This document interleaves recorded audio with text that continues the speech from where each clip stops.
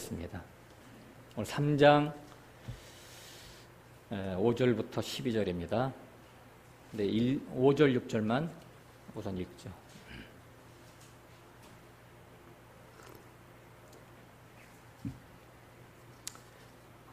5절, 6절. 이와 같이 혀도 작은 지체로 돼 큰 것을 자랑하도다. 보라, 어떻게 작은 불이 어떻게 많은 나무를 태우는가. 혀는 곧 불이요 불의의 세계라. 혀는 우리의 지체 중에서 온몸을 더럽히고 생의 바퀴를 불사르나니 그 사르는 것이 지옥불에서 나느니라. 아멘. 우리가 지난주에 빛 좋은 게살구와 천국 순대라는 제목으로 말씀을 같이 나눴었습니다. 오늘 사실 똑같은 제목으로 2편을 이어가야 되는데 제가 우리의 사고의 다양성을 추구하기 위해서 같은 내용이지만 제목만 바꿨어요.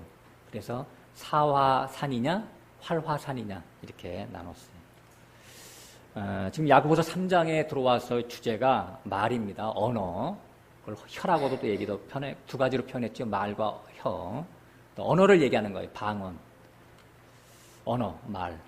예로부터 사기꾼은 말이 청산유수죠. 말이 미끄럽죠. 말이 미끄럽고 말을 잘해야 사람들을 속일 수가 있으니까 말이 그 사람들의 재능이죠. 능력이죠.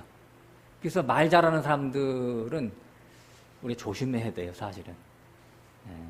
반면에 진실된 사람은 말은 어눌하지만 성품이 반듯하죠. 물론 진실된 사람들도 말을 잘하는 사람들이 있어요. 그러나 대다수는 사기꾼들이 말을 잘하죠. 사도 바울도 이러한 비슷한 말을 했어요. 내가 말에는 조라나 지식에는 그렇지 아니하다. 그러니까 하나님을 아는 그 영에 대해서는 내가 풍부하게 많이 알고 있지만 내가 말을 표현하는 것에는 되게 졸스럽다. 그렇게 사도 바울도 기록을 해놨죠. 그러니까 말은 그 내용이 중요하죠. 표현의 기법이나 스킬은 중요하지 않습니다. 떠듬떠듬 얘기해도 그 안에 생명이 있다면 그 생명이 전달되거든요. 그러니까 컨텐츠라고 하는 그 내용이 생명입니다. 중요하죠. 말과 혀는 수단입니다. 내용 전달에 있어서의 방편일 뿐이죠. 주님은 이렇게 말했어요. 내 말이 곧 영이요 생명이다. 그죠? 그러니까 주님은 당신 스스로 말하지 않았어요. 성경 요한복음 같은 데 많이 이렇게 기록이 되어 있지만 전부 하나님이 공급하시는 말만 하신 분이에요. 그래서 거기에 보면 나는 하늘에서 본 것만 말하고 내 자유로 말하는 것은 하나도 없다. 이렇게 언급을 하셨죠. 그러니까 주님의 말씀의 그 컨텐츠, 그 내용은 오직 하늘 하나님 아버지와 연결된 그 말씀만 하신다라고 하는 거예요. 그래서 하나님의 의도대로 표현만 하셨다라고 하는 것이죠. 전달자 역할만 하신 거예요. 이것이 또 하나의 또 신비죠. 완전한 하나님이시면서도 예수님이 또 완전한 사람의 모습으로 살아가신 거예요. 우리에게 본을 보이시기 위해서. 말은, 우리가 말하는 언어는 마치 샘물과 같습니다. 깊은 우물 속의 물이 지표면에 샘을 통해서 흘러나오는 것처럼 말은 사람 내면의 그 마음의 어떠함, 즉 성품의 됨됨이가 밖으로 표출되어 나오는 것이 말이죠. 땅속 깊은 웅덩이에 고인 물이 미네랄이 많은 약수물일 것 같으면 그 약수가 나오는 생명수 샘이 되겠지만 땅속 깊은 웅덩이가 오염된 썩은 물이라면 겉으로 흘러넘치는 물은 죽은 물이요 더러운 물이 되어서 나올 겁니다. 또 다른 비유를 보면 혹은 말은 혹은 혀는 화산으로도 비유될 수가 있다라고 하는 거예요. 화산도 마찬가지로 지표의 약한 부분을 뚫고 땅 속에 있는 마그마, 그 용암이 분출되어 나오는 현상이 화산이잖아요. 땅 속의 마그마가 마치 사람의 욕심과 원함, 소원 목적성을 상징한다고 우리가 볼 수가 있다라고 하는 거예요. 그래서 모든 사람들은 말을 할 때 그 대화 속에서 혹은 생활 속에서 욕심을 밖으로 표출하면서 살죠.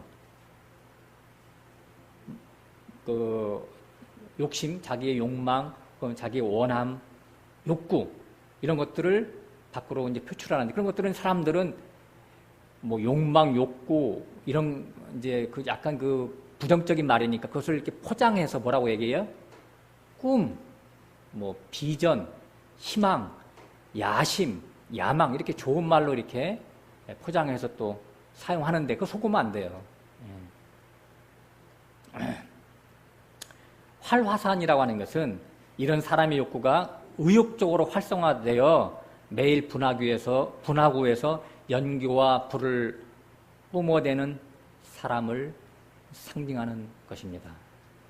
욕망의 옥신거림, 꿈의 용트림, 미래의 야망이 클수록 화산 활동이 규모가 크듯이 그 사람의 생활이 분주하고 쉴 틈이 없어요. 그러다가 너무 지치면 잠시 한 템포 쉬는 상태가 있긴 하죠. 이것이 이제 휴화산 상태죠, 휴화산. 그런데 휴화산도요, 그 학문적으로 볼 때는 활화산에 속한대요. 언제 터질지 모르니까. 잠시 작전상 후퇴한 것 뿐이지, 몸이 너무 피곤해서 잠시 휴식하고 있는 것 뿐이지, 속에 있는 욕망은 여전한 상태, 이 휴화산과 같은 그런 모습이라고 하는 것이죠. 그럼 사화산은 뭐냐? 화산 활동이 완전히 끝난 산. 다시 말해서 예수와 함께 십자가에서 함께 죽고 함께 장사되고 하늘에 부활해서 하늘에 앉혀진 자의 모습이죠. 그래서 이 사람에게는 죄와 세상이 끝난 사람이에요. 죄 아래 있지 아니하고 세상 아래 있지 않아요. 이 사람은. 더 이상 세상에 원함이 없어요. 그래서 사도 바울이 갈라디아서 2장 20절처럼 내가 사는 것은 내 안에 내가 아니라 내 안에 그리스도가 사신다. 이런 말을 하는 거예요. 그 말이 바울에게만 적용돼서는 절대 안 된다라고 하는 거예요. 우리 모두의 얘기가 돼야 되는 거예요. 그러니까 오늘 제목처럼 나 자신은 영적으로 지금 사화산일까 아니면 활화산일까 살펴보는 그런 시간을 갖자라고 하는 겁니다. 가끔씩 제가 언급은 합니다만 성경은 천연적 인간의 정체성을 선악과 따먹고 에덴에서 추방된 존재로 규정하고 있습니다. 이것이 모든 인간의 영적인 현 주소예요. 영적인 위치죠. 에덴에서 추방됐다. 에덴, 즐거움의 동산, 행복과 기쁨과 만족의 대명사죠. 에덴은. 거기서 쫓겨났다라고 하는 것은 뭐예요? 그 행복, 그 기쁨, 그 만족에서 분리된 존재라고 하는 뜻을 갖고 있는 거예요. 그 행복, 그러니까 그라고 하는 것을 제가 일부러 써놨는데 본질적인 행복, 본질적인 기쁨, 본질적인 만족이 있다라고 하는 거예요. 있었다라고 하는 거예요. 근데 거기서 분리돼서 지금 방향 감각이 없이 살아가고 있는 모든 사람들 병들었어요. 거기서. 그 성경에서 그런 사람들을 문둥병 걸렸다라고 얘기하는 거예요. 자, 인간을 포함한 모든 생명체, 인간을 포함한 동식물들 다 어떤 특징을 갖고 있냐면요. 행복 추구성을 갖고 있어요. 그러니까 본성적으로 그걸 갖고 있어요. 생명체는 모든 생명체가 특성이 뭐냐면 행복 바라기입니다. 행복 바라기. 항상 행복하기를 원하는 거예요. 살아있는 존재이기 때문에. 그것이 생명의 특성이에요. 그러나 동식물은 이 행복을 본능적 차원에서 국한된 행복을 갖고 있는 것 뿐이에요. 자기 목숨을 보호하는 본능, 먹고 자고 혹은 번식하고 또 쉼을 갖기를 원하는 그러한 1차원적인 그러한 부분에서의 차원에서의 것만 충족되면은 오케이 만족하는 것이죠. 완전히 채워지는 것이죠. 그러니까 하나님 이렇게 만드셨어요. 반면에 인간은 영적인 본능이 숨어 있죠. 그래서 육적 본능과 별개로 생명의 근원 되시는 하나님과 연합해야 오는 행복감이 채워지는 그런 존재로 만들었다라고 하는 거예요. 그래서 주님께서 그런 말씀 하셨잖아요. 사람이 떡으로만 살 것이 아니요 하나님의 입에서 나오는 말씀으로 살 것이니라. 그러니까 사람은 이 1차원적인 그런 본능으로 사는 존재가 아니라 영적인 차원, 더 고결한 높은 하나님과의 관계성에서의 행복과 기쁨과 만족을 누리도록 만들어졌다라고 하는 그 말이 주님의 말씀 속에서 함축되어 있었던 것이죠. 그런데 이 사람들이 에덴에서 추방됐으니까 참신인 하나님과 분리됐기 때문에 그 대신 행복의 대상으로 삼는 것이 바로 세상 부귀 영화 권세 이런 것들이죠. 그리고 추가로 그 어떤 정신적인 빈핍함 결핍을 채우기 위해서 정신사상을 채우기 위해서 추구하는 것이 뭐예요? 철학을 연구하고 많은 여러 가지 기타 잡심들, 미신들을 만들어내고 또 종교들을 만들어서 신봉하고 있죠. 사람들이 왜 우울증에 걸리고 또 정신병에 걸리고 심지어는 자살합니까? 동물들이 그런 거 봤어요? 동물들이 자살하는 동물이 있어요? 하나님을 못 만난 그 빈 마음이 공허감으로 가득 찼기 때문에 그 공허감을 채울 수 있는 무엇을 발견하지 못했기 때문에 절망해서 자기 생명을 끝내버리는 거예요. 그게 자살이에요.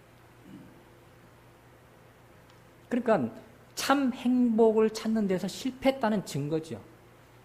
그 좌절감으로 자살을 하는 거니까. 그러니까 세상적으로 아무리 성공하고 높은 권세를 가졌어도 실제 그 마음의 깊은 곳에서는 여전히 허무와 어둠이 있을 수밖에 없죠. 그래서 솔로몬이 이것을 잘 대변해 줬잖아요. 전도서에서. 최고 최상의 영광과 부귀와 권세를 누렸던 그 솔로몬이 결론 낸 게 뭐예요? 그 인생의 끝자락에 가서 헛되고 헛되노니 모든 것이 헛되도다. 5번이나 헛되다. 이렇게 했어요. 얼마나 절절했으면 그 말이 간절했으면 그 말을 하고 싶었으면 전하고 싶었으면 솔로몬이 그 전도서의 결론이 뭐예요? 인간의 본분이 하나님을 경외하는 것이고 그 말씀하신 것을 듣는 것이다. 순종하는 것이다. 그리고 그러한 하나님이 사람의 모든 행위를 그리고 은밀한 가운데서 일어난 모든 일을 나중에 심판하실 것이다. 라고 결론을 딱 끝냅니다. 그게 전도서 끝이에요. 그게. 심판하시는 하나님. 은밀한 일을 다 감찰하시고 심판하실 하나님이라고 하는 겁니다. 대자연의 수많은 아름다운 꽃들과 나무들, 깊은 바닷속의 산호와 각종 형형색색의 물고기들, 밀림과 정글에 살고 있는 각양각색의 동물들이 다 하나님의 창조의 신비를 증명하고 그 생명 자체가 하나님을 찬양하는 것이지만 그것들이 하나님을 사랑하게 만들어 창조되지는 않았다라고 하는 거예요. 하나님의 살아계심과 그 하나님의 전능성과 그 생명을 반사해서 표현하는 거울의 역할은 하지만 그 존재들이 하나님의 신비를 다 드러내지만 하나님을 사랑할 수 있도록 만들어지지는 않은 거예요. 모든 동식물들이. 그러나 사람만큼은 하나님을 인격적으로 사랑할 수 있도록 창조하셨습니다. 사람만의 특권이죠, 이게. 그러니까 우리가 사람으로 태어났다고 하는 것이 얼마나 큰 복이고 얼마나 위대한 기회인지 몰라요. 하나님과 연합될 수 있는, 하나 될 수 있는 그런 특권을 줬으니까. 그래서 사람 속에는 신을 찾는 본성, 바로 그것을 넣어주신 거예요, 하나님이. 인류 역사의 모든 현장에는 그래서 신을 섬긴 흔적들이 항상 나와 있잖아요. 기록되어 있잖아요. 고고 발굴을 통해서 우리가 확인할 수가 있는 것들 보면 사람만이 하나님을 인지하고 그 하나님과 인격적 관계성을 갖게끔 설계된 DNA를 갖고 창조되었다고 하는 거예요. 이것은 무슨 말이냐면 하나님을 만나 하나님으로 행복과 기쁨과 만족을 얻을 때 비로소 인간은 본질적 평강의 상태, 본질적 안식의 상태에 이를 수 있다고 하는 말이죠. 그래서 요한복음 14장에 보면 주님이 이렇게 말씀하셨죠. 내가 주는 평안은 세상에 주는 평안과 같지 않다. 그러니까 하늘에서 오는 그 평강만이 더 이상 목마름이 없는 완전하고 온전한 그리고 충만한 행복이라고 하는 말씀을 하시는 것이죠. 하나님과 사람의 하나됨, 이걸 줄여서 뭐라고요? 임마누엘, 그죠? 임마누엘. 이 임마누엘, 이것이 성경에서 말하고자 하는 궁극적 구원의 상태예요. 최고 최상의 행복과 환희를 영원히 맛볼 수 있는 그런 상태, 그것이 바로 임마누엘이에요. 그러니까 임마누엘은 지금 여기서 하나님과 하나 된 하나님의 나라, 천국이 건설된 실존자를 얘기하는 거예요. 미래 내가 죽어서 몸이 부활해서 천국 어딘가에 갔을 때 그때가 아니라 지금 내 육체 안에서 하나님과 내가 하나가 되는 그 존재태가 되라고 하는 거예요, 성경은. 우리가 지난주에 끝에 말미에 살펴봤던 삭개오처럼 내면에 원래 갖고 있었던 모든 욕망의 똥덩어리를 다 빠져나가고 하나님의 신성한 성품으로 가득 채워진 천국 순대가 되라고 하는 거예요.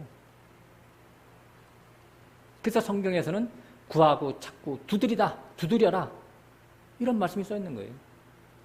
그렇게 되기 위해서, 천국 순대가 되기 위해서 추구하고 원함을 가지라고 하는 것이죠. 원함을 가지라.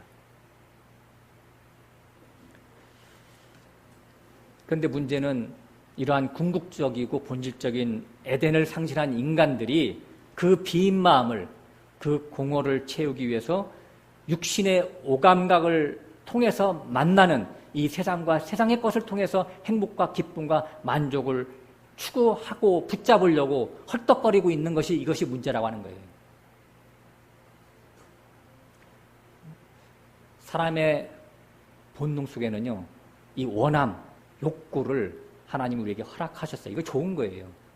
근데 그 욕구, 원함을 진짜 본질적인 것을 찾기 위한 것으로 발동돼야 되는데 본질을 잃어버린 인간들이 비본질적인 것을 찾고 난리를 치고 그 온 인생을 허비하기 때문에 이것이 문제라고 하는 것이죠. 이 욕구, 옳을 바른 것을 찾고 추구하고자 하는 이것이 다른 말로는 행복 추구성이에요. 행복 추구성. 이 행복 추구성을 통해서 하나님을 찾고 하나님으로 행복해야 되는데 이것을 누가 바르게 가르쳐주는 사람이 없어요. 참된 선생이 실종됐기 때문에 그런 것이죠. 그래서 나보다 먼저 온 자는 절도요 강도다라고 성경은 주님께서 얘기하고 계시는 것이죠.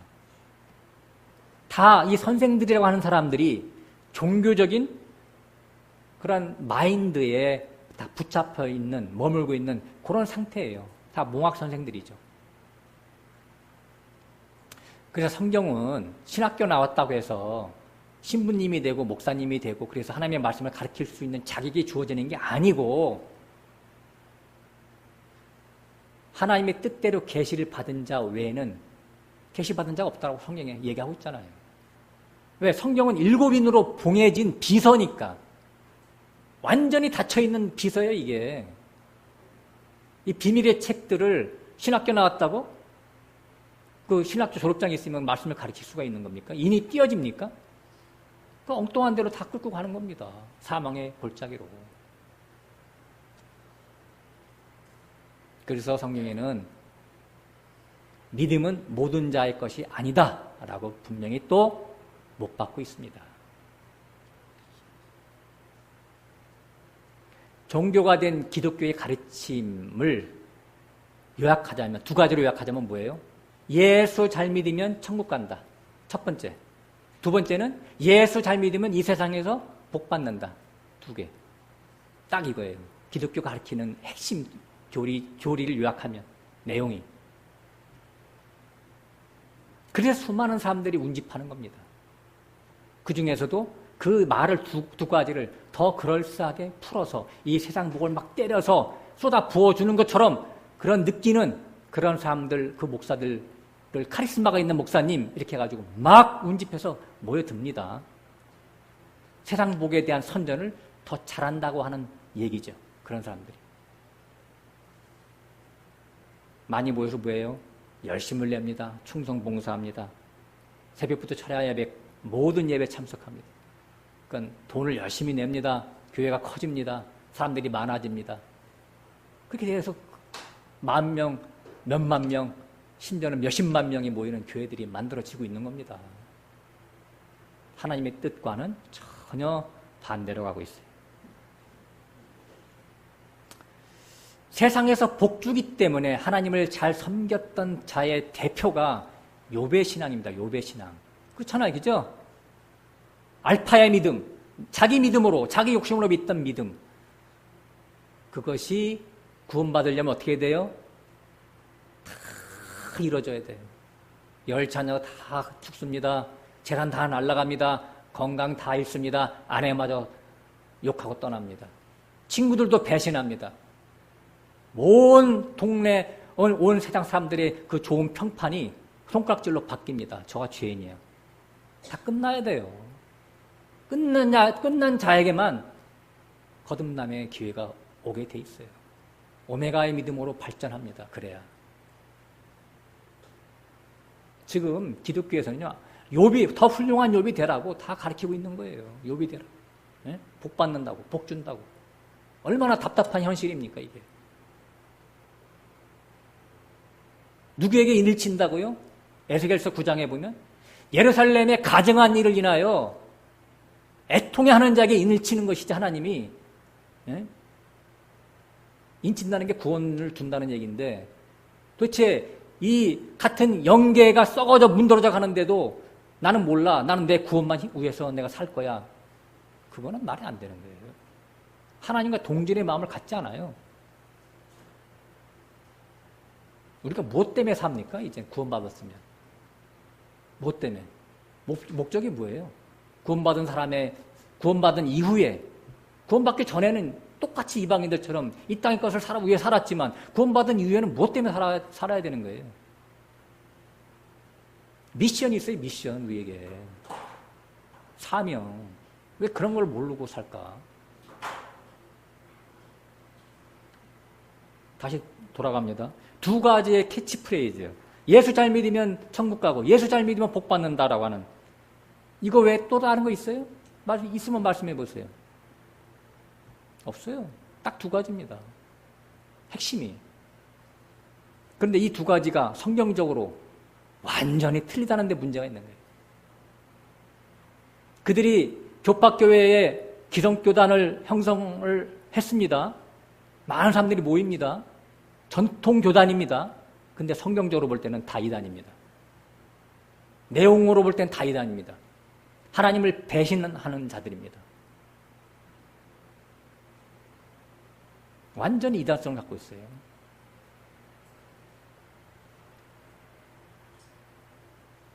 복에 미친 사람들을, 원래 우리 이방인들은 다 복에 미쳤어. 원래 하나님을 상실했기 때문에. 근데 미친 사람들 불러 모아놓고 하나님 이름으로 더 복 준다고 가르치니까 더 미치게 만들었어. 이런 사람들에게 플러스 알파 천국까지 간다. 그러니까 정신없지 뭐. 하나님께 갖다 뇌물 바치고 충성봉사합니다. 종 만듭니다. 다 종, 마귀종. 자기종 만드는 거예요, 자기종. 그게. 네? 못 떠나게 합니다. 떠나면 큰일 나는 거로. 네, 복이 날아가는데, 어디가. 1+1, 요새 대형마트 가면 1+1 있잖아요.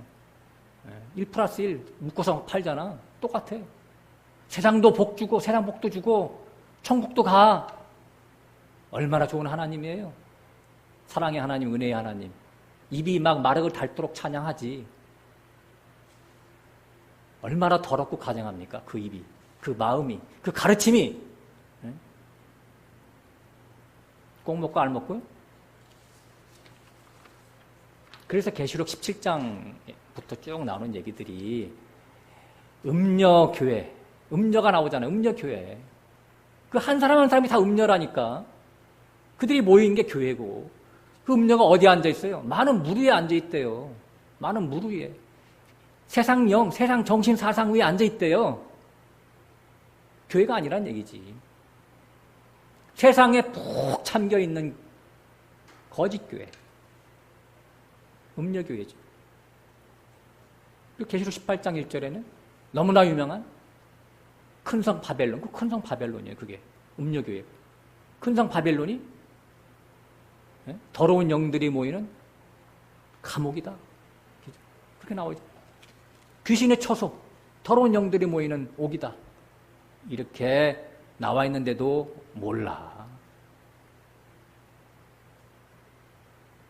언젠가 미래에 나중에 큰 성 바벨론이 나타날 거래. 참나. 자, 설교 듣는 분들 중에서 혹시 지금 설교자가 너무 심한 표현 하는 게 아닌가? 왜 이렇게 기성교사를 까나? 이렇게 말하는 분이 있습니까? 생각하는 분 있죠? 자, 물어볼게요, 제가 한번. 그런 분들에게 물어봅시다. 자, 우리나라에 한 4만 개 정도의 개신교만 얘기했을 때 4만 몇천 개의 교회가 있어요. 크고 작은 교회 다 합쳐서. 근데 그걸 다 조사할 수는 없으니까 그 중에서 크고 작은 교회 100개를 샘플을 채취합니다. 100개만 샘플 채취해서. 좀 아까 제가 말한 두 개의 슬로건을 갖다 댑니다. 그 두 개의 슬로건을 얘기 안 하는 교회 있어요, 없어요? 있을까요, 없을까요? 100개 중에서, 샘플 100개 중에서. 예수 믿으면 잘 될 거야. 최소한 안 믿는 사람보다는 형통하고 건강하고 자식들이 잘 풀리고 그러다가 죽으면 당연히 천국 가는 거고. 이 두 가지를 조합해서 설교하지 않는 교회가 있을까요?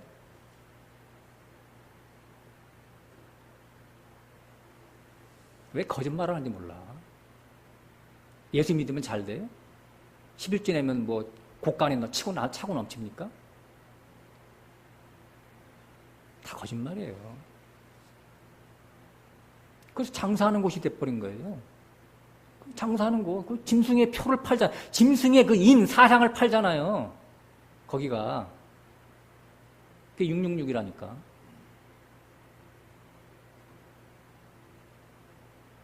하나님이 계신 곳, 그 영적 세계가 이제 천국이죠. 그래서 그 천국이라고 하는 곳이 장소적인 것이든 상태적인 것이든 그 천국을 지금 제 설교자가 제가 부정한다는 얘기가 아니에요. 여기서 세상복 추구하는 사람들은 그 천국에 들어갈 자격이 없다는 말씀을 드리는 겁니다. 육신을 입고 있는 이곳에서 십자가통에 옛사람이 죽고 그리스도와 연합해서 여기서 천국이 자신 안에 실현되지 못한 자는 그 존재 자체가 마귀와 결합된 상태 그대로니까. 육신이 죽으면 마귀는 어디 가요? 불못에. 마귀가 가는 그곳에 갈 뿐이지 예수 믿는다고 입술로 떠든다고 해서 그 천국에 갈 수가 없다라고 하는 걸 제가 말씀드리는 거예요. 창세기나 레위기에 보면요, 짐승을 잡아먹을 때 피를 다 쏟고 잡아먹으라 이렇게 나와 있어요. 명령입니다. 누가 짐승이죠? 하나님을 모르는 자들이 짐승입니다. 잡아먹는다는 건 뭐예요? 전도해서 하나님 자녀로 삼으라고 하는 말이에요.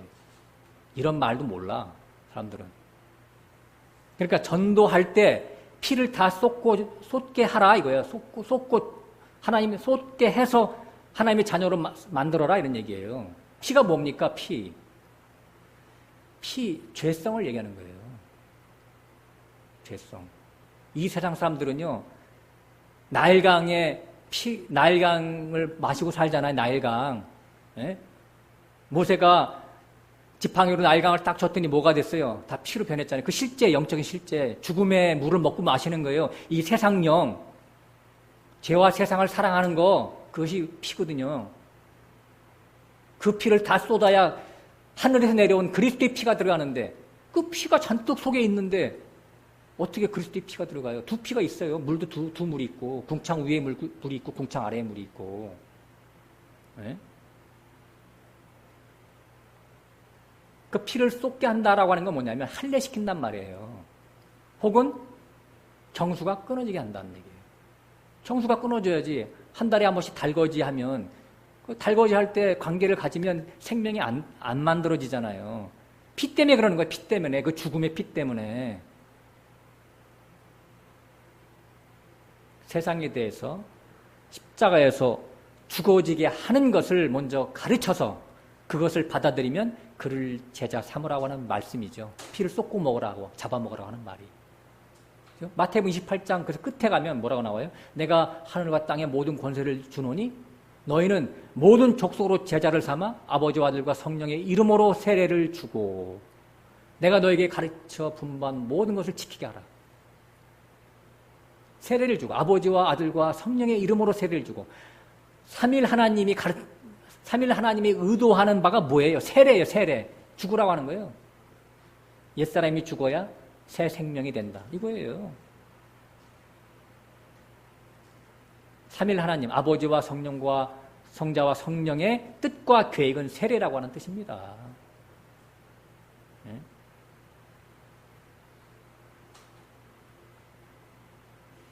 그래서 피를 다 쏟게 해서 잡아먹어라. 그걸 단도직입적으로 얘기하면 전도할 때 이렇게 전도하라고 하는 거예요. 전도할 때. 예수 믿는다라고 하는 것은 예수를 내가 부려먹는다는 게 아니라 예수를 따라간다고 하는 것입니다. 라고 하는 걸 가르쳐야 되는 거예요.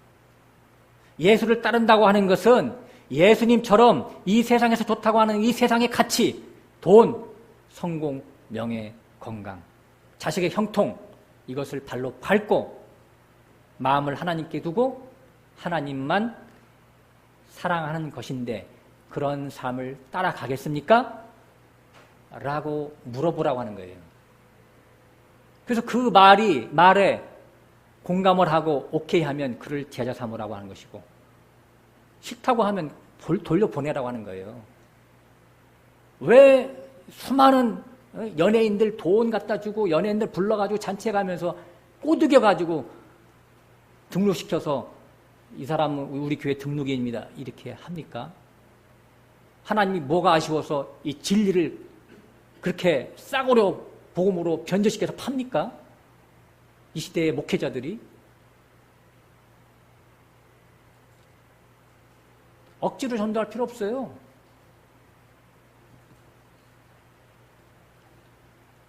감언이설, 꼬드기는 말 이런 거 필요 없습니다. 하나님 앞에서 살아야 돼요. 전도하는 방법 자체도.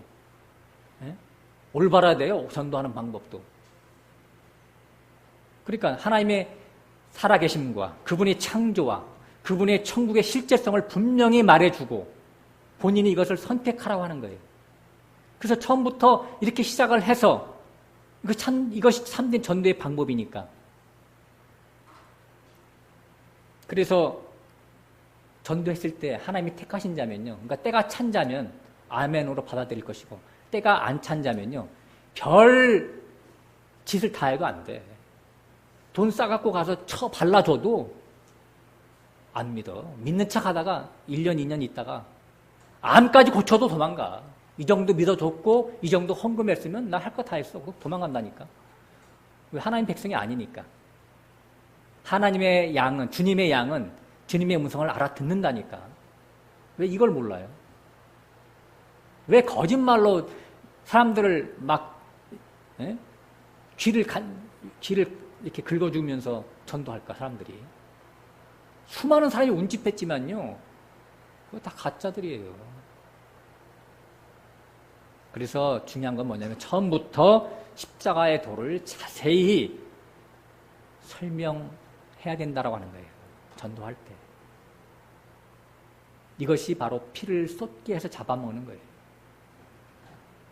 근데 기독교인들은 반대죠. 피를 쏟게 하기는커녕 하나님을 믿으면 땡 잡는다 이렇게 가르치니까 완전히 더 세상 악화시키는 것이지 예수 믿기 더 어렵게 만드는 거예요. 미혹과 현혹을 시키고 있어요. 기독교에서.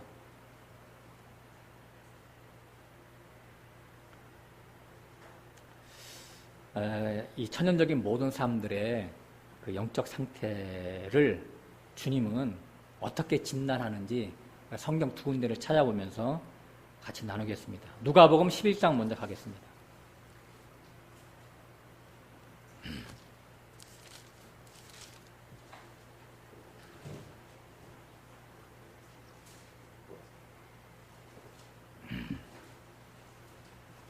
(39절)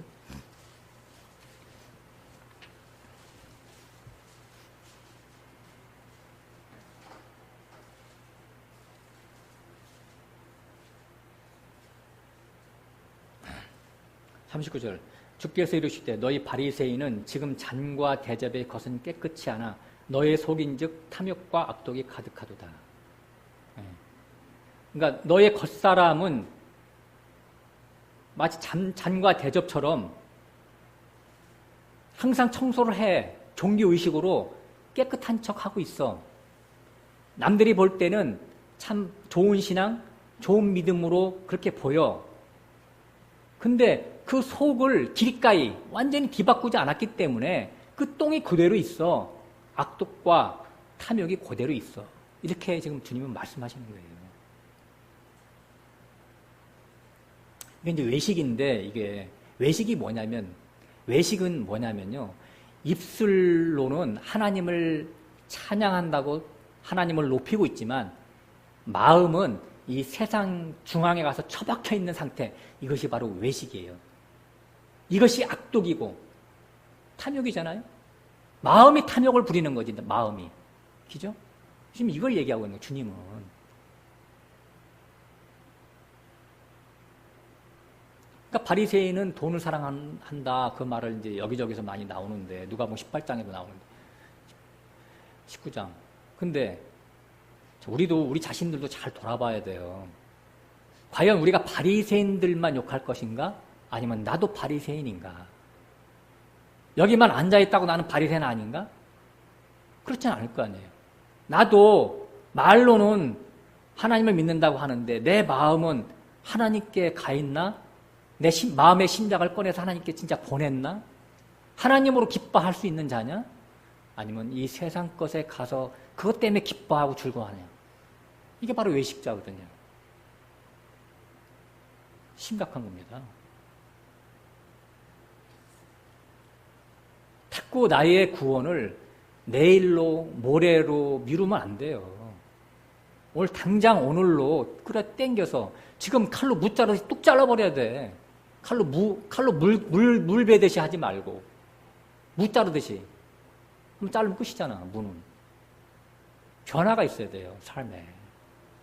그렇지 않으면요, 마귀가 나를 지금 갖고 노는 겁니다. 내성이 생기죠? 뭐 이렇게 내성 생기면 병이 안 낫잖아요. 잘 아시다시피. 점점 고단위 항생제를 써야 돼. 나중에 어떻게 돼요? 고단위 항생제 쓴다는 게 나중에 욕처럼 돼버려. 날라가, 다 날라가. 지혜자는 뭐냐면 하나님이 이렇게 스파링 상대처럼 살살살살 이렇게 어퍼컷 살살 올 때 빨리 알아듣는 게 지혜자지. 심각하게 알아듣는 자. 근데 그걸 장난으로 알아들으면요, 나중에 하나님이 택하신 백성은 다 죽여버립니다, 완전히. 박살내버려요. 제 말 잘 드세요. 제가 경험해서 말하는 거예요. 경험에서 나온 얘기예요. 만들어낸 얘기가 아니라. 40절 어리석은 자들아 밖을 만드시니가 속도 만들지 아니하셨느냐? 41절 오직 그 안에 있는 것으로 구제하라. 이거 완전히 잘못된 번역입니다. 오역입니다. 오직 그 안에 있는 것을, 그러니까 것을 약간 목적적으로 써놨어요. 그 안에 있는 것을 구제하래요. 응? 그러니까 네 안에 있는 거, 네 자신의 속에 있는 속사람을 살려내라 그런 뜻이지. 에? 죽어 있잖아, 너 속이. 속은 죽었는데, 속은 똥이 가득한데 껍데기만, 입술로만, 종교의식으로만 하나님을 섬기고 있지 않냐? 너 외식하는 자야. 중요한 거는 네 속을 살려내. 그리하면 모든 것이 너에게 깨끗게 될 거야. 이 말이에요. 그러니까 우물 속에 물의 근원이 깨끗해져야 밖으로 흘러나오는 샘물이 생수물이 나올 거 아니겠어요? 마음의 영역, 그 심보가 깨끗해져야 생각도 말도 행위도 깨끗해지겠죠. 그런데 속은 악독이 가득한데 겉으로만 거룩한 척하냐? 그것이 바로 회칠한 무덤이다. 외식이다. 지금 질타를 하고 계시는 겁니다. 42절 읽어볼까요? 화에 있을진저 너희 바리새인이여 너희가 박화와 운향과 모든 채수의 11조를 들이되 공의와 하나님께 대한 사랑은 버리는도다. 그러나 이것도 행하고 저것도 버리지 아니어야 할지니라. 간단하게 42절은 간단하게만 얘기할게요. 그러면서 11조 얘기를 끌어들였어요. 예수님이. 네? 너희가 근채와 박하와 희양의 11조를 드리는 목적이 뭐냐 이거예요. 목적이. 네?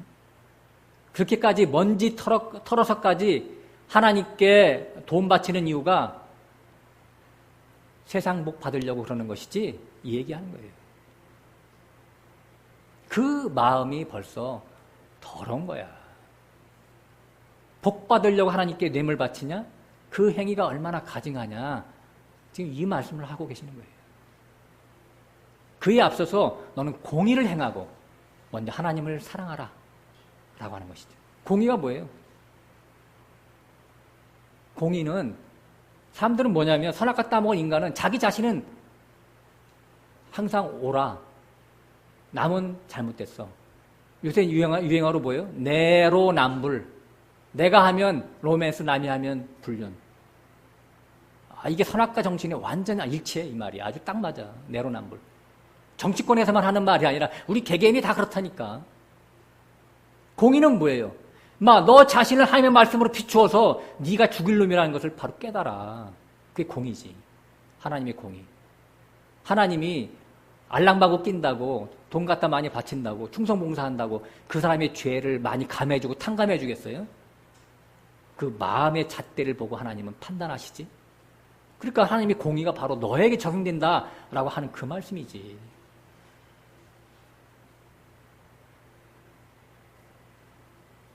인격적으로 사랑하란 말이야. 하나님을 사랑. 하나님의 사랑은 없어. 사랑은 우리가 남녀 간의 사랑 다 해봐서 결혼해봤잖아요. 마음이 거기 가는 거잖아. 우리가 누구를 사랑해요. 그러면 직장에 가도 그 사랑하는 사람 생각나. 출장 가도 생각나. 집에서 밥 먹을 때도 생각나. 그 생각나고 마음이 거기에 꽂혔으니까. 그래서 생각나고 하도 생각이 나니까 안 돼. 그래서 결혼하는 거예요. 그래서 결혼했잖아, 다. 그죠? 그게 사랑이라니까. 근데 우리가 하나님에 대한 사랑을 갖고 있어요, 그렇게? 맨날 하나님 잊어버리잖아. 내 눈앞에 보이는 이 육신의 이해타산 때문에. 그놈의 이해타산. 그게 원수라니까. 그래서 과부의 기도를 하라고 하는 거예요.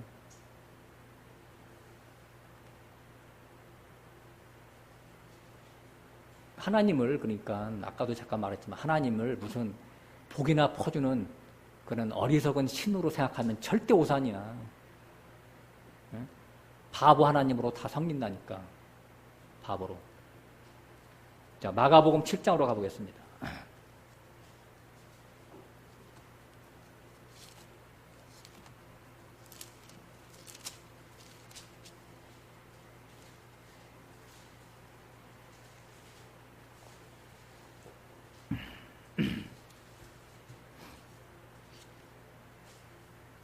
20절, 20절부터 23절까지 한번 읽어볼게요.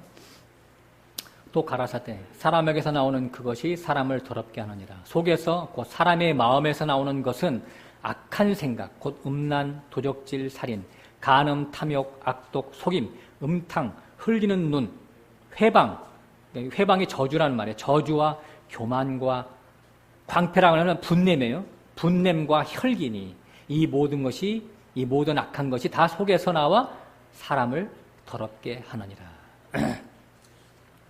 지금 7장 우리가 20절 뚝 띄어서 가운데 봤는데요. 7장 1절부터 쭉 보면 왜 이런 말을 하냐면 지금 제자들이 장로의 유전인 결례의식을 행치 않았어요. 그러니까 음식을 먹을 때 손을 씻고 먹는 게 장로의 유전 결례의식이거든요.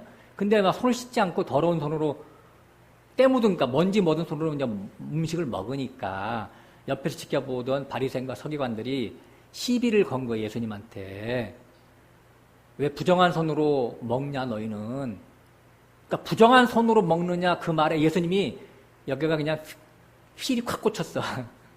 아, 그거 깨끗이 안 닦고 먹으면 병 생길 수가 있어. 그렇게 막 바리새인과 서기관들이 얘기했으면 예수님이 괜찮아 넘어갈 텐데 부정한 손이라고 했잖아. 부정한 건 뭐예요? 하나님과 떨어지는 거잖아. 그러니까 음식을 더럽게 먹으면 부정해져요? 하나님의 저주를 받아요? 그러니까 바리새인과 서기관들이 전혀 동떨어진 개념을 갖고 있으니까 예수님이 지금 이제 여기 성경에 볼 때는 발끈한 척 하는 거예요. 예수님이 다 이렇게 사실 이 성경을 쓰려고 다 스토리를 만들어 놓는 거잖아요. 어? 질문하게 하고 하는 거잖아. 그러니까 발끈한 척 하면서 예수님이 말씀하는 거예요. 그러면서 하는 말이 이제 18절, 19절에 보면 읽지는 않겠지만 모든 음식물은 마음에 들어가지 아니하고 배로 들어가서 뒤로 나가니까 깨끗하다. 마음에 오염이 되지는 않나. 마음에 오염이 되지 않아. 어? 네. 근데 20절에 아까 읽어봤죠? 사람에게서 나오는 그것이 사람을 더럽게 한다. 왜 마음이 이렇게 더러워졌냐면 마음으로 먹는 양식을 잘못 먹은 양식이 속에서 밖으로 튀어나온 거다라고 하는 거예요. 그러니까 뱀의 음식을 먹은 거죠. 모든 사람들이 선악과를 먹은 거예요. 선악과가 이제 우리가 줄여서 선악과 그러지만 선악과의 본래적인 이름이 뭐냐면 창세기 2장에 보면 선악을 알게 하는 나무의 열매 이렇게 나와 있어요. 그걸 줄여서 선악과예요. 그죠? 선악을 알게 하는 나무, 그러니까 선악나무의 열매, 선악과죠. 그러니까 선악과를 먹고 선악을 알게 하는 지식을 먹은 거예요. 지식을 알게 하는 지식의 어떤 가르침 열매를 먹은 거예요. 어떤 사람들의 뱀이라고 하는 나시, 그 당시에 많이 배운 자들이죠. 나시는 뱀인데 이제 기어다니는 뱀이 아니고 복을 준다고 하는 사람들, 장로들 많이 배운 사람들을 갖다 나시라 그러는 거예요. 성경에서 기어다니는 뱀이 아니에요. 그러니까 뱀이 선악과를 줬다라고 할 때 그걸 오해하면 안 되는 거예요. 그러니까 오래전부터 인간의 전승을 통해서 내려오는 그러한 인간의 장로의 유전적으로 그 지식을 먹은 걸 얘기하는 거예요. 그것이 바로 뱀의 사상이고 그 뱀의 사상으로 인쳐진 것이죠.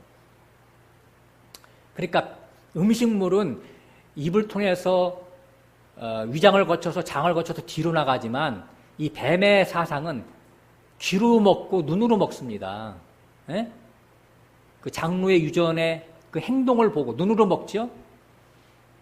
풍습이니까. 그리고 그들의 가르침 귀로 먹어요. 귀로 먹어. 근데 눈으로 먹고 귀로 먹는 거는요, 어디로 가서 딱 박히냐면요, 마음에 가서 딱 박혀요, 마음에. 그래서 이 마음에 들어가서 자기 욕심과 더불어서 여기서 막 믹싱이 돼가지고 뭐가 나오냐면 악한 것이 나오는 거예요. 그래서 악한 생각. 그래서 우리가 읽었던 21절, 22절에 수많은 악한 생각의 부스러기들이 밖으로 쏟아져 나옵니다. 음란과 도적질과 간음과 탐욕, 이런 것들. 혈기, 저주. 네. 이게 더럽다고 하는 거예요. 그러니까 지금 21절, 22절에 나오는 이 모든 악한 현상들은 바로 에덴이신 하나님을 상실한 인간들의 실태죠. 뱀의 영인 선악과 사상을 밖으로 표출해내는 거예요. 그 열매들이에요. 선악사상과 욕심. 그래서 창세기 6장과 창세기 9장에는 두 번이나 연거푸 나왔는데 사람이 어려서부터 그 계획과 생각이 다 악할 뿐임을 하나님은 아셨더라 이렇게 나와 있어요. 본질적으로 사람은 악해요. 생각과 계획이. 그러니까 선악과 타먹고 태어난 존재들. 또 시편 51편도 다윗이 이렇게 써놨죠. 내가 모친의 태에서부터 죄악 중에 출생하였나이다. 그러니까 근원적 죄성을 지금 밝히고 있는 거예요. 이렇게 태생부터 죄의 본질을 갖고 태어난 인간 자기가 자라면서 그 욕구를 실현시키는 것이 바로, 시켜나가는 것이 바로 인생이잖아요. 인생의 수레바퀴예요. 인생의 수레바퀴. 굴러간다 이거예요, 인생이. 굴러가는데 어디로 굴러가느냐? 행복을 추구해서 가는데 그 행복이 어떤 행복이냐? 사망의 행복. 이 땅에서 끝날 행복들. 거기에 붙잡히면 어떤 문제가 생기느냐? 하나님을 못 만난다고 하는 문제가 있어요. 그래서 이 세상에 대한, 이 세상에서 주는 행복을 중단시키고자 하는 거예요, 하나님은. 두 가지는 병립할 수가 없으니까. 재물과 하나님을 겸하여 섬길 수가 없다라고 하는 거예요, 그래서. 그러므로 모든 이방인은 물론이고 하나님을 못 만난 종교인들은 뱀의 유전자인 바벨론 유전자를 가지고 바벨탑을 쌓아가고 있죠. 그래서 큰 자 되자, 부자 되자, 높은 자 되자, 강한 자 되자. 그들의 꿈이에요, 그들의 꿈. 그래서 어려서부터 뱀의 정신사상을 마음으로 먹어댑니다. 그죠? 돌잔치 합니다. 돌잔치 하면 실 뽑죠. 그 다음에 연필 있죠. 그 다음에 돈 있죠. 그 다음에 무슨 지휘봉 이런 거 있잖아요. 그게 다 그자예요. 부자 되자, 큰 자 되자. 오래 살자. 응? 이 땅에서 왜 오래 살아야 돼요? 하나님 만난 자는 오래 살 필요가 전혀 없어요. 빨리 가는 게 최고 땡이야, 그냥. 하나님을 못 만났기 때문에 오래 살려고 하지. 벽에 똥칠을 하면서까지 오래 살려고 하지. 우리 생각을 바꿔야 돼, 이제는. 많이 살았어요. 60 살았으면. 뭘 더 영광. 뻔짜야, 내가 살아보니까. 저도 옛날에, 내가 또 얘기합니다. 저 옛날 돈 벌어봤어요. 반짝하고. 벌어보니까 아무것도 아니야. 그 돈이 나를 위해 쓰질 않아. 나를 위해 쓴다고 해도 별것도 아니야. 내가 그렇다고 옷을 몇 켤레씩 이렇게 몇 겹씩 양복을 입고 다닐 수 있는 것도 아니고, 신발을 몇 켤레씩 쓸 수 있는 것도 아니고, 아무 쓸모 없더라고요. 욕심낼 거 하나도 없어요. 가지고 가지도 못하는데. 가지고 간다면 벌어. 가지고 간다면. 못 가지고 간다니까. 어렸을 때부터 돌잔치 합니다. 또 자라면서 친인척 행사 때마다 어른들이 질문합니다. 너 커서 뭐 될래? 그럼 뭐라고 대답해요? 대통령, 장관, 판검사, 박사. 그렇죠? 그죠? 그게 뭐예요? 큰 자 되죠, 높은 자 되죠. 어렸을 때부터 그렇게 인식하며 살아오는 거야. 사업가. 유명한 사업가 되겠습니다. 김우중같이 사업가 되겠습니다. 세상은 넓고 할 일은 많다. 이병철. 또 누구야? 정주영. 그게 우리나라 모든 사람들의 아이돌 아니야, 아이돌, 우상. 그 다음에 이제 뭐예요? 평사원으로부터 사장까지 간 이명박 대통령. 대통령까지 갔잖아, 또 게다가. 그러니까 그게 좋지 않다는 게 증명됐잖아, 그죠? 감옥 가, 나중에. 감옥 안 갔어도 별 볼 일 없어. 그렇게 어려서부터 야심과 야망의 꿈을 키웁니다. 꿈과 비전으로. 이것을 실현시키기 위해서 의욕을 불태우면서 매진합니다. 자, 남녀노소 불문하고 여기서 예외적인 사람이 있어요? 아니, 어려서 꿈이 없습니까? 늙어서 꿈이 없어집니까? 늙어도 그 야망과 똑같아. 늙어도. 안식으로 들어. 그 속에 타오른 불꽃이, 욕심의 불꽃이. 이런 상태를 갖다가 성경에서는 불뱀에 물렸다. 라고 얘기하고 있어요. 불뱀에 물렸다. 그죠? 민수기 21장부터 나오잖아요. 불뱀에 물렸어. 뱀. 알죠? 먼저 얘기했죠, 한번? 뱀. 땅 지향성, 속성. 땅을 지향해. 땅의 것. 뱀은 땅을 이렇게 배를 기어다니잖아. 세상 부귀영화, 출세, 성공, 오래 사는 거. 이런 것을 지향해. 뱀. 불은 뭐예요? 활활 불타오르잖아. 활성화. 육성의 활성화된 모습이죠. 그래서 불뱀이 물렸다는 얘기예요. 성경은 정확하게 얘기해요. 사람의 현상에 대해서. 그래서 그 불뱀에 물린 모든 사람들은 그 바벨탑의 꼭대기를 점거하려고 밤낮 쉴 새 없이 달려가는 삶을 갖고 있습니다. 지향합니다. 마치 불 속에 뛰어드는 불나방이 된 거예요. 한번 불타오르려고 죽는 걸 모르고.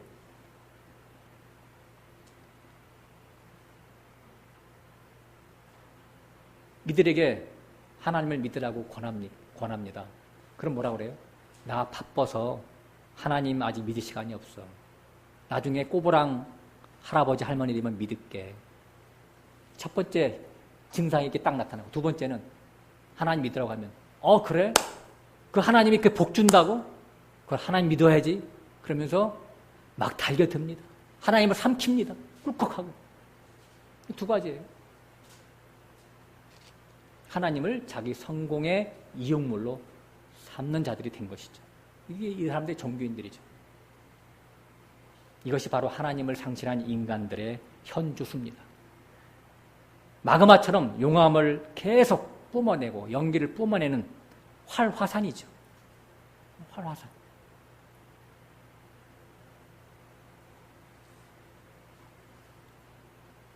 요즘 그 드루킹 특검이 한창이죠. 근데 거의 끝나갔는데 인터넷 불법 댓글 사건이죠. 그죠? 그래서 여론조작을 해서 대선 때 문재인 대통령이 이렇게 당선되게 많이 기여를 했다고 하는 것이죠. 그게 지금 조사가. 근데 이거 드루킹 아시죠? 내가 인터넷 찾아보니까 스로킹이래요. 스로킹. 스로 던진다. 킹. 그래서 킹메이커란 뜻이에요. 자기가 누구 딱 찍어서 그 사람을 딱 던지면 그 사람이 왕이 된다는 얘기예요. 스로킹. 그러니까 이 인터넷을 조작하는 그 파워를 자기가 갖고 있다라고 하는 그런 말 속에 이제 숨어져 있어요. 근데 그 드루킹이 왜 그런 일을 해요? 마음의 욕심 때문에. 돈이 생기고 그 벼슬 자리가 생길 수 있으니까. 그래서 문재인 대통령의 오른팔격인 김경수 그 당시에 그 의원인가요? 국회의원인가요? 그 사람을 이렇게 설득해가지고 짝짝꿍 했잖아요. 그리고 노회찬 씨라고 하는 의원에게 5천만 원인가 뭐 4천만 원인가 돈 줬잖아요. 노회찬 씨는 왜 줬는지 몰라. 자, 줄 때는 어떻게 줘요? 그냥 당신 존경합니다. 사랑합니다. 공감합니다. 그 정책에 대해서. 그래서 5천만 원 줬어. 나중에 불리해지면 어떻게 돼요? 그걸 풀어버려. 그 5천만 원 받은 사람이 죽어버렸잖아요. 김경수 씨는 자기가 그 댓글 그 조작한 것 때문에 지금 정치적인 생명이 잘못하면 왔다 갔다 하게 생겼어. 말로 미끼를 던졌어요. 그 미끼를 받은 사람들은요, 망하게 생겼어요. 욕심 때문에 그런 거예요, 다. 말로, 혀로 자기 인생을 파멸시키고 남의 인생도 파멸시키고 있죠. 이게 다 마음의 욕심 때문에 그런 거예요. 자, 우리 야고보서 본문 3장에 가서 정리를 하겠습니다.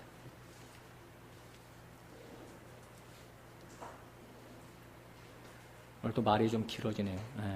5절, 이와 같이 혀도 작은 지체로 돼 큰 것을 자랑하도다. 보라, 어떻게 작은 불이 어떻게 많은 나무를 태우는가? 혀는 곧 불이요 불의의 세계라. 혀는 우리의 지체 중에서 온몸을 더럽히고 생의 바퀴를 불사르나니 그 사르는 것이 지옥불에서 나느니라. 혀라고 했는데요. 헬라어로 글로사. 그래서 말, 혀, 언어, 방언 다 같은 걸로 이렇게 번역이 되고 있어요. 그러니까 혀 혹은 말의 그 출처는 바로 욕심에 붙잡혀 있는 마음이 그 근원이죠. 말이 그냥 말 혼자서 자기가 이렇게 툭 튀어나오는 게 아니라 저 속에 깊은 속에서 마음에서부터 생각이 되어서 나오는 게 말이잖아요. 마음을 욕심에게 내어준 결과 마음이 불붙는 욕심이 되면 마음이 사단의 처소가 되면 밖으로 작은 불이 큰 산을 태우듯이 인생을 태워버린단 말이에요. 망하게 만드는 거예요. 사람의 욕심이, 말이. 7절 여러 종류의 짐승과 새며 벌레와 해물은 다 길들므로 사람에게 길들거니와. 그러니까 이 모든 그 사람 말고 동식물들은 다 길드는데 그 길드는 이유는 뭐냐면 타락된 마음이 속에 없기 때문에 창조된 그대로 상태이기 때문에 길들 수가 있는데, 그죠? 사람만큼은 길들지 못해. 왜? 속에 욕심이 있기 때문에. 그 말이 8절이에요. 혀는 능히 길들일 사람이 없나니 쉬지 아니하는 악이요 죽이는 독이 가득한 것이라. 사람의 마음이 이미 욕심이라고 하는 욕심의 그 처소를 사단에게 점령되었기 때문에 말을 통제할 수 없게 됐다라고 하는 거예요. 욕심이 노예, 세상의 노예가 된 상태죠. 그래서 이해타산에 조금만 손실을 입어도 분기탱천하고 노발대발합니다. 바로 불을 뿜어낸다라고 하는 거예요. 이것이 바로 악이요 독이요. 밖으로 뿜어내는 불이 악이요 독이라고 하는 거예요. 좋은 말이 안 나오니까 눈을 흘기고 분기탱천하죠. 다 해보셨죠? 저도 많이 해봤어요. 9절 10절 이것으로 우리가 주 아버지를 찬송하고 이것으로 하나님의 형상대로 지음을 받은 사람을 저주하나니. 자, 한 입으로 찬송과 저주가 나는도다. 내 형제들아 이것이 마땅치 아니하니라. 말이 안 된다는 뜻이죠. 자, 저주가 뭘까요? 저주는 언제 나오죠? 자기가 손해입었다고 여길 때 혹은 뜻대로 안 될 때 억울하고 분해서 입에서 불을 뿜어내고 있는 게 저주죠. 그러니까 이것은 저주를 뿜어낸다는 건 뭐냐면 아직도 세상의 원함이 여전히 자기 자신에게 남아있기 때문에 육성이 활활 불타오르고 있다는 반증이죠. 구원받은 사람은 세상에서 세상의 가치를 발로 밟았잖아요. 그러니까 세상에서 나는 저걸 잃어버렸어 라고 하는 그 상실감을 가질 수 있는 대상이 없어야 맞는 거예요. 돈, 명예, 자존심, 사람들의 평판, 사람들의 박수갈채 이런 것들에 대해서 손상이 갔습니까? 손상이 안 가지. 다 배설물인데 어차피 버려야 될 것들이잖아요. 심지어는 목숨까지도 그냥 겉옷으로 여길 뿐이에요. 몸이 나는 아니잖아. 나는 내 속에 있는 영혼이 나지. 그렇잖아요. 여기 누가 뭐 요리하다가 뭐 공사하다가 손을 빡 피면 내 자신이 내가 손이 빡 핀 거예요? 나의 그게? 사도 바울이 나의 나딘 것은이라고 할 때 사도 바울이 그 육신을 얘기하는 거예요? 속에 있는 그 속사람을 얘기하는 거잖아요. 영혼, 마음. 육신의 목숨이 끝나면 옷을 벗듯이 훌훌 털고 천국 가면 되는 것이에요. 목숨까지도 사실은 내가 잃어버릴 수 있는 대상이 아니에요. 상실감을 갖고 있는 대상이 아니에요. 내 가치를 밟아버렸다니까. 그래서 스데반이 돌로 침을 당했을 때도 같이 분내거나 저주하지 않았죠. 오히려 저들이 모르고 하니까 저들 용서해달라고 중보기도 했잖아요. 그리고 하늘문이 열리면서 하나님 옆에 우편에 주님이 서 계신 걸 봤잖아요. 얼마나 큰 영광입니까?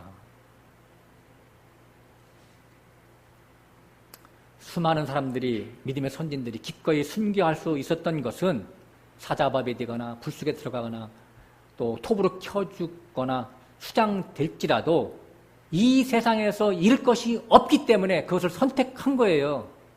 그리고 누가 강제로 그렇게 자기 목숨을 뺏어 가도 웃고 간 거예요. 웃고 간 거. 웃으면서. 왜? 하나님으로만 이미 행복이 주어졌기 때문에 그런 것이죠. 세상 것들이 다 짓밟혀도 하나님이 계시기 때문에, 천국이 내 안에 있기 때문에 평강을 잃지 않습니다. 이것이 하나님과 하나 된 자의 모습이죠. 임마누엘의 실제.